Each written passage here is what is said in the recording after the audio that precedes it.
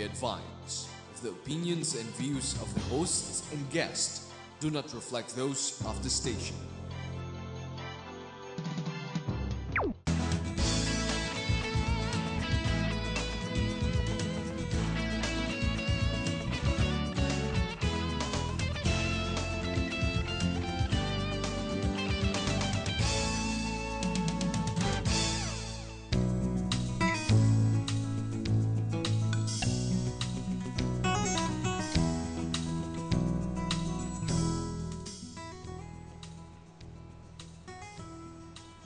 Good evening, ladies and gentlemen. I'm Larry Brouhard, and welcome once again to For the Public Good. We're the show that tries to identify corporations, institutions, and individuals who are doing good and are doing well. And tonight we have a very special treat that Vinci is going to get us started with here.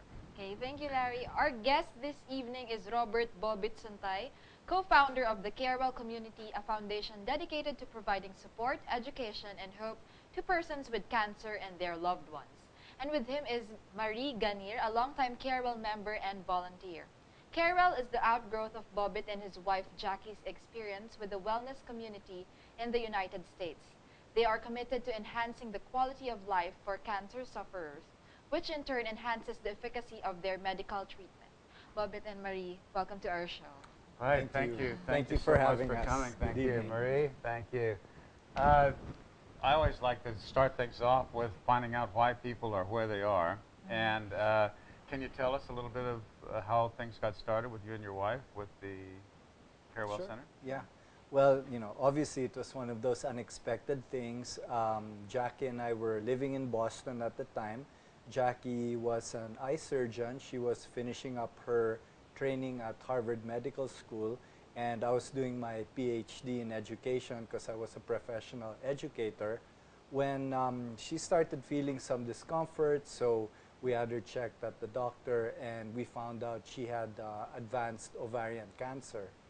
And several months after that, we found out her dad had advanced pancreatic cancer, and about 3 months after that, we found out my dad had advanced prostate cancer. So while all this was going on, we were thinking, boy, there's got to be something that we can do to help people who are going through our situation. And one thing led to another, and that's how we started about thinking of how to put up Carewell and bring it to the Philippines. Wow, wow. Yeah, that's really it's really hard to have a three by hit, and anybody who's had a family member or a loved one who's had cancer understands the isolation and the kind of fear of what is going on and the discomfort of all of the things. And you're not taking care of the medical side of it. You're taking care of the holistic spiritual side and That's right. We kind of let the doctors do what they do best, which is the medical side. And you know, the way someone put it to us when Jackie was doing her treatment, a social worker came to our room and said, you know, you have the best doctors to take care of your wife's body, but someone needs to take care of her heart, her soul. And there's this great place called the Wellness Community who provides psychosocial support services. And when we started going there, the first thing Jackie and I thought was, it's so great for us because we were living there and availing of their services, but we felt bad that her dad and my dad, who were being treated in Manila, and all the other people affected by cancer in the Philippines, did not have access to the same support groups, counseling, wellness activities that we had. And all of this was offered free of charge. So we started talking to the wellness community folks and asking them, how can we kind of repackage this wonderful organization experience, really, this wonderful experience, and bring it to the Philippines? And they were so accommodating and helpful in helping us tailor it and adapting it to our situation here in Manila. And Marie, you're a cancer survivor now, I am. and you've been at the Carewell Since 2007. 7, so see if I can 4. count right. It's 4 years. Right? Good. And one of the things looking at your website, and the fact is, I should let everybody know that I learned about Carewell because a friend of mine asked me to play in a tennis tournament that was sponsored by Carewell about 3 weeks ago. And I was lucky enough to meet Bobbitt on that day from across the court, as a matter of fact. And, we won't go into too much no, detail. no, we're not gonna get technical here. But then after I talked to him and I learned more about the Carewell, I just thought we had to have you guys on because you're doing a lot of things, not just tennis, and it's not just sports. One of the things I saw was the art class. And Marie, you're involved with the art teaching, or No, I'm one of the students. you're one of the students? I see. But you're doing art yourself, right? Is that right? Yes, I'm a graphic designer. Oh, I see. But you know, after I had cancer, I just forgot about my career and everything. So I think being at Carewell, I was able to go back to what I used to do before. Actually, I didn't like crafts, but now I love it. That's you know, my wife had been taking lessons for 20 years, I suppose, or 15 or 16 years before she got cancer. In Japanese they call it desan. It's art with penciled art, and she was always very detailed and could do a lot of things. But in the last 2 years, while she was suffering from cancer, she did some of the most detailed, beautiful things, very complicated things that actually were shown at an exhibit and during the wake and the funeral. But yeah, it was a way for her to do the time and have something positive come out of it. And she actually improved extraordinarily during that time. You know. How do you conduct this holistic treatment, this Carewell treatment for cancer patients? There are, as Larry kind of pointed out early on, the research has shown that all people affected by cancer, and by that we mean not only the patient, but even the family members, friends, colleagues, loved ones, all of these people experience three particular, it's called psychosocial stressors: a sense of isolation or unwanted aloneness, a sense of loss of control, and a feeling of hopelessness. So all the programs that we have at Carewell are geared towards addressing and lessening the effects of those three stressors. So one thing we learned, for example, is the art has a way of improving one's sense of well-being, gets their mind off treatment, helps them express themselves, which is in a way of asserting control. And I know Marie's being very modest, but you might want to get her to show her beautiful art piece over there. So I think that's one thing that helps.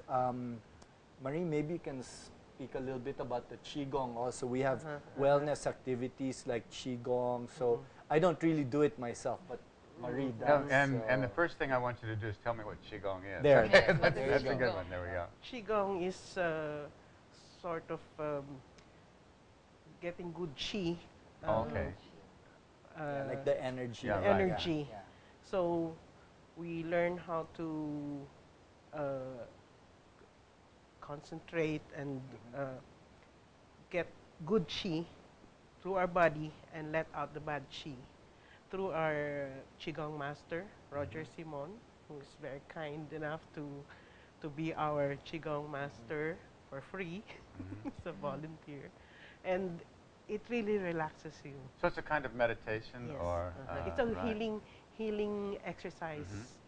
With exercise. You see people in the parks doing, what you see people often doing is Tai Chi, you know, Right. they Oh, do the the Tai very Chi, slow, expressive Right, movements. right. Qigong is very similar, except it's done in seated, in seated format, so it's a little more gentle and relaxing to the practitioners. But it is very meditative, very relaxing, spiritual and prayerful almost, and it helps channel your energy in the proper way. Yeah, you know, that's one. I never was in. I was always a busy kid, so I was running in 14 different directions my whole life. But I was given a 60th birthday present of asthma, and you get nice things on your birthdays. Better late than never. No, it really is. And so I was taking this medicine, you know, the inhalers, you know, in the morning and the night. but I discovered, I watched TV, and there's a fellow from the University of Arizona named Andrew Weil, who's well known as a holistic, and I bought his 2 CDs on breathing. And just his breathing exercises, I mean, it didn't happen overnight, but I weaned myself off of all medicine within, I think, about 18 months, and I haven't had any since, you know. And so, yeah, taking charge of your own body is a big deal. And this Qigong gives you that ability of the mind and the body. And oh, yes, because I have lived a very stressful life for the past 30, 40 years. So when I joined Carewell, I was able to be kind to myself and, you know, go into arts, because the art that I practiced was a stressful one. I was into business. So now the art that I'm doing now is for myself. So graphic design. Yes. You know, the one thing about graphic design is there's always a deadline, and it's always too close, isn't it? You know. Yes. Same with writing. I write for a living, and I never understood why I wanted to do term papers for the rest of my life. It was pretty stupid, you know. And that's so stressful. Oh, it is, you know. And your ideas usually don't come until about 15 minutes before it's time for it to be done, you know. But yeah, that is it's very different. But when you're doing something for yourself, it is very nice, isn't it? You know. You know, I never looked at art the same way as I do now, because, you know, for me, it's more of a money-making activity. So now I get into this collage, and then glass art, which I never knew existed. I just because we didn't know that these materials are available. So the secretary of Carewell, who's very good in art, and she's the one who purchases the materials from I don't know what stores. And then we also have Qigong and Reiki. Yep. Pilates. Yes, Pilates. You're doing and Pilates. all of that is for free. You know, when I joined Carewell, actually I did not join. My sister practically That's another pushed story. me. That's Yeah, a great pushed story. me to Carewell. No, that's great. Yes. You know, so you had a now- family intervention that kind of said, hey, Exactly. hey, it's not all over. Go ahead and get out and do you know, something. I was so hesitant to join Carewell, Right. but now you cannot take me away from Carewell. We meet only once a week, but sometimes I go there 3 times a week. Sometimes I'm there every day. Anytime I feel like going. About how many people are with Carewell?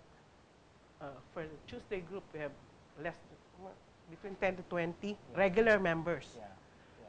For Thursday, also the same, 10 to 20 regular members, but we have something like 200 plus members right now. Different people come on different days of the week, because a lot of the people still work and, you know, live their lives as they do. So as Marie was saying, we have those 2 groups. We have the new group on Wednesday that does the collage. And one of the very special groups I'm most proud of, because, you know, us men, Larry, we find it very hard to admit we need help. I actually have... Do we need help? I work with a men's group. There. These are the husbands, partners, you know, significant others of the ladies who are ill at Carewell. So we meet once or twice a month in the evenings. I called it a men's support group, and not a single person showed up. I didn't realize my mistake, you know, the Filipino macho mentality. Filipino men don't do support groups. But they come around to drink some beer, right? Exactly, exactly. Yeah, so hey, we're going to drink beer on changed it to a happy hour Right, format. a happy hour, sure. We actually started serving beer and bar chow, and the men started coming. And I thought they'd talk about, you know, sports, basketball, politics. No, they really talked about their experiences taking care of their wives and partners. It was amazing. And the nice thing about it is even the persons who aren't talking, they're hearing somebody say something that they want to say themselves, and they might say, and it's almost like a brainstorming session where one person says another thing and it triggers something else, and then everybody comes away a lot smarter than they were, or with a lot more information than they had when they went in. You know. And yeah, that's wonderful. You know, you're talking about being. First, you were an artist as a living, right? Yes. You know, and I write for a living. I'm not a writer. I sell things and then write them. You know? Writers write things and then sell That's them. true. Good distinction. And so you don't sit down and do art for fun if you're doing it No. for a living. And I don't sit down and write for fun as a living, but I write songs, you know. And I was going to ask you, the things that you do in art, and I think we don't have enough time in this first half, but in the second half, I'd like to look at a few things, because I know that every song I ever write, I know the story behind the song much better than I ever know the song. Once I've done the song and recorded, I hardly ever do it again. But every one of those songs has a story, has a reason for having been written. Do you have the same thing with the art things that you put together, or? Well, for now, I just do art to relax and just to let my hands do the rest with the available materials that Carewell provides.